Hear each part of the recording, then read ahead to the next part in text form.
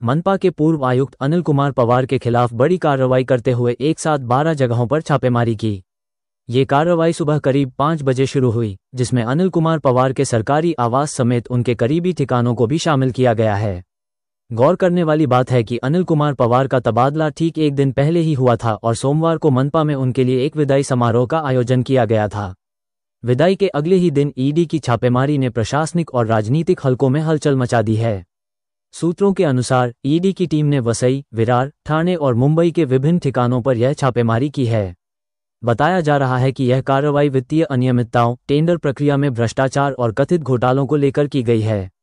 ED ने इस दौरान कई अहम दस्तावेज, लैपटॉप, मोबाइल और अन्य इलेक्ट्रॉनिक उपकरण जब्त किए हैं।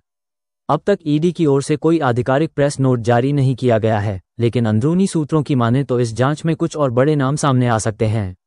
मनपा के कई विभागों की गतिविधियां भी जांच के घेरे में आ गई हैं। वसई, विरार, मनपा में इस कार्रवाई के बाद सन्नाटा पसरा हुआ है और कई अधिकारी जांच को लेकर चिंतित हैं।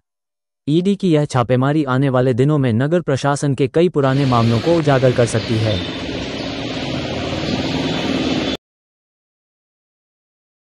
तो अनिल कुमार पवार यांच्या घरावरती ईडीची छापेमारी झालेली आहे, काय नेमकी माहिती तुम्ही याबद्दल? जसे की मागील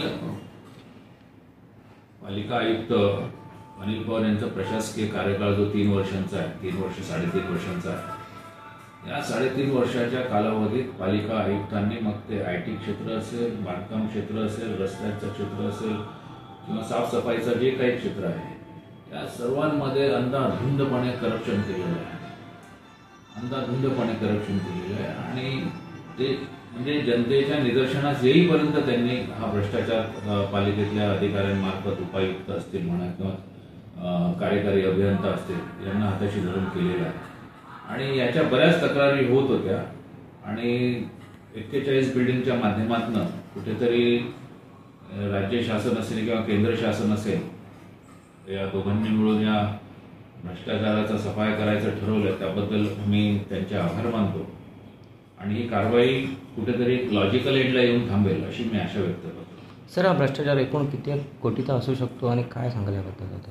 हा जर भ्रष्टाचार व्यवस्थित काढला तर रस्ते बांधणी असेल, दुसरे बांधकाम विभाग असेल, त्यानंतर साफसफाई विभाग असेल आणि तुमचा आयटी क्षेत्रातला असेल, म्हणजे पालिकेमध्ये ज्या ज्या क्षेत्रात भ्रष्टाचार करता येईल, हा भ्रष्टाचार कमीत कमी मागील 3.5 वर्षात जवळजवळ 2 ते 2.5 हजार करोडपर्यंत जाईल. त्यामुळे ईडी कुठेतरी याची व्यवस्थित कारवाई करेल आणि हा भ्रष्टाचार खणून काढेल अशी सर्व वसईकरांना एक आशा निर्माण झाली.